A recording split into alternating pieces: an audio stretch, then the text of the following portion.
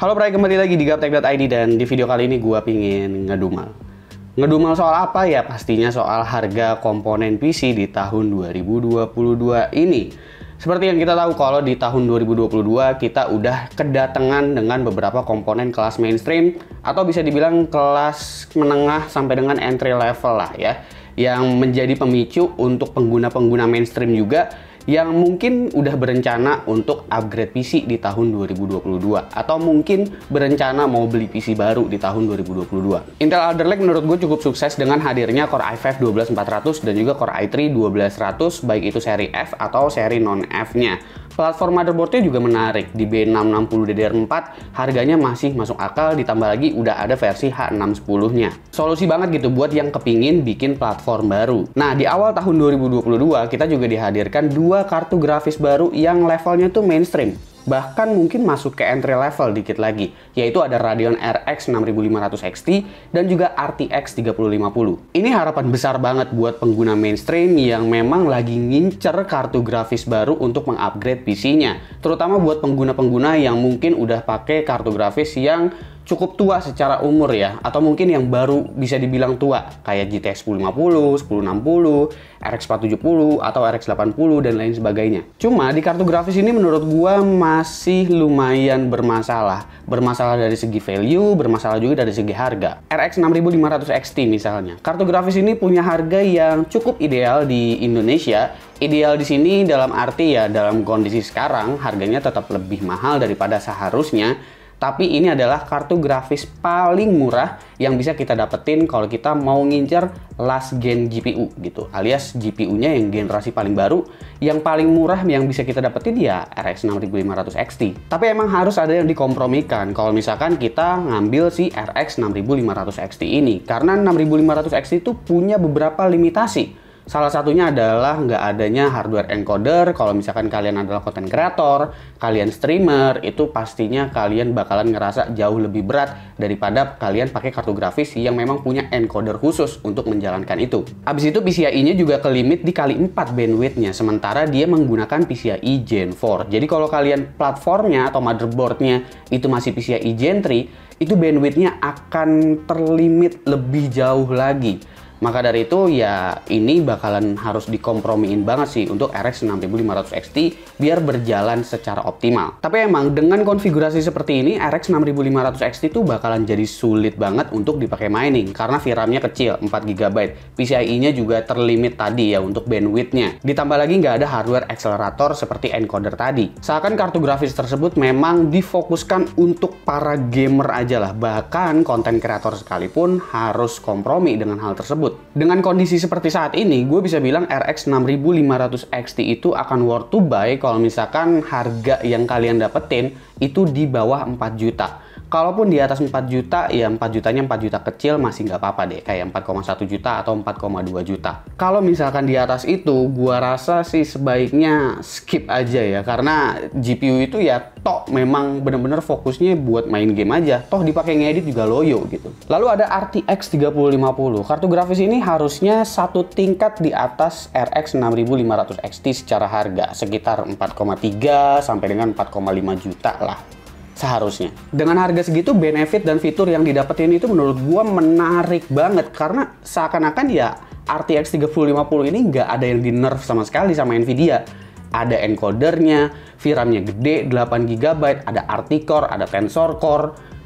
Lengkap lah pokoknya RTX 3050 ini. Bener-bener kita bisa ngerasain punya GPU entry level, tapi punya ray accelerator, dan juga bisa ngejalin AI lewat Tensor Core. Sayangnya nih, RTX 3050 di Indonesia itu harganya bukan satu tingkat di atas RX 6500 XT, tapi bahkan mencapai 2 kali lipat dari RX 6500 XT. Bahkan mungkin lebih 2 kali lipat dari 6500 XT. Karena kalau kita cek di marketplace, itu rata-rata harga RTX 3050 berkisar di sekitar 7,5 jutaan. Bahkan ada yang lebih, ada yang jual 8 juta, ada yang jual 9 juta. Menurut gue itu udah harga yang gak masuk akal sama sekali untuk RTX 3050. Kenapa? Karena RTX 3050 ini secara performance, raw performance-nya itu kurang lebih ya mirip-mirip dengan GTX 1650 Super yang ditambahin ray tracing dan juga Tensor Core. Tapi kalau kita mau adu-adu, kayaknya lawan RTX 2060 aja masih lebih kenceng RTX 2060. Jadinya ya semua poin menarik dari RTX 3050 ini seakan-akan jadi nggak berasa karena harganya segitu. Ironis banget gitu ya, ada kartu grafis yang harganya itu mendekati normal, tapi kita harus kompromi dengan beberapa hal. Ada banyak limitasi di kartu grafisnya. Dan ada kartu grafis kelas mainstream, entry level yang secara fitur itu lengkap, tapi harganya digoreng habis-habisan. Kalau 8 juta di saat harga kayak begini, gua sih mungkin akan lebih pilih RTX 2060 karena secara performa sudah jelas 2060 jauh lebih unggul daripada RTX 3050. Ya meskipun power draw mungkin 3050 jauh lebih rendah, tapi kalau kita bicarainnya harga beli, ya RTX 2060 itu bisa dapat di 8 jutaan kok. Kalau di paketan juga kemarin gue bisa dapat 8 juta kecil, sekitar 8 juta sampai dengan 9 juta juga gitu secara harga. Jadi buat kalian yang memang lagi berencana untuk upgrade PC-nya, khususnya kartu grafis, gue rasa kalian benar-benar harus perhatiin baik-baik sih. Mulai dari budget kalian, abis itu urgensi kalian tuh udah seberapa besar dan kebutuhannya itu apa. Kalau misalkan cuma buat main game doang tok dengan budget 8 atau 9 juta sih gue akan lebih pilih beli konsol ya. Apalagi kalau misalkan kalian rencananya tuh ya pengen main game AAA. Toh kalian pakai RTX 3050 juga ya paling dapetnya di Full HD kalau misalkan kalian mau ngejar visual gitu. Sementara kalau kalian beli PS5, beli Xbox, kalian udah bisa dapat 4K 120 Hz gitu ya.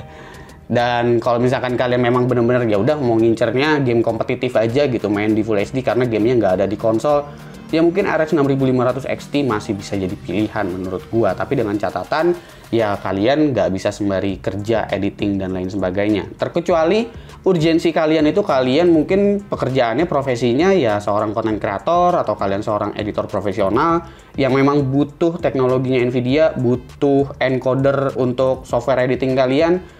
Ya sikat aja RTX 2060 tapi bukan 3050. Ini gue emang ngedumel doang ya, bukan lagi ngebahas produk, apalagi ngebuka data benchmark review kayak biasanya gitu. Karena ya di sini gue lagi ngoceh-ngoceh aja gitu, gue cukup resah gitu dengan harga-harga sekarang. Kalaupun gue review, kayaknya gue untuk sekarang-sekarang ini nge-review satu komponen itu gue bakalan nilai barangnya berdasarkan kelas, performance, abis itu fitur aja sih. Gue mungkin akan menyampingkan dulu soal harga karena harga di sini juga jadinya nggak relevan.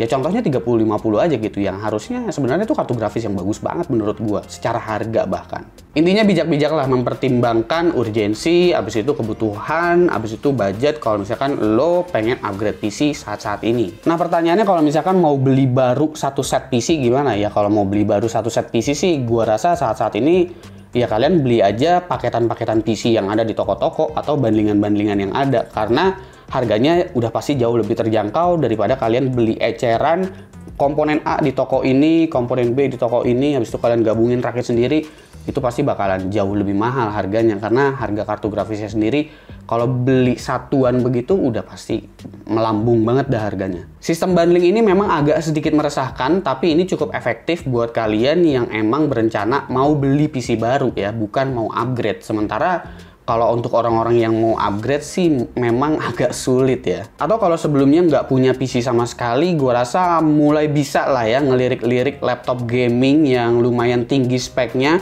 untuk dijadiin desktop replacement. Gue rasa sekarang ini itu pilihan yang jauh lebih oke. Dan memang oke sih menurut gue. Toh kita beli PC baru juga opsi upgrade-nya sekarang jadi terbatas kan. Kita beli PC baru tapi mau upgrade VGA card susah. Harganya tinggi banget gitu. Ujung-ujungnya nggak bisa. Ujung-ujungnya beli VGA card-nya harus bundling dengan komponen ini, dengan komponen itu. Apa bedanya dengan beli laptop gaming yang nggak bisa di-upgrade ujungnya kan? Yang sebenarnya PC desktop itu pasti jauh lebih bisa di-upgrade seharusnya. Karena ya tinggal bongkar pasang aja. Tapi karena ya cara belinya yang sulit ini, gue ngedumul kayak gini tuh karena udah capek aja kali ya. Beberapa tahun ini harga komponen khususnya VGA card itu kacau, bahkan ini jauh lebih kacau daripada waktu tahun 2017 lalu. Jujur aja gue sebenarnya salah satu yang beruntung karena gue udah dapetin RTX 3080 di awal. Gue dapetin itu sekitar 13 juta untuk Asus TUF Gaming ya, untuk RTX 3080-nya. Tapi ya tetap ini berimbas juga sama gue karena ya gue sebagai konten kreator yang bikin konten-konten soal PC, gue jadi nggak bisa lagi tuh bikin konten untuk rakitan PC, tapi kontennya itu bener-bener yang terkonsep gitu untuk speknya.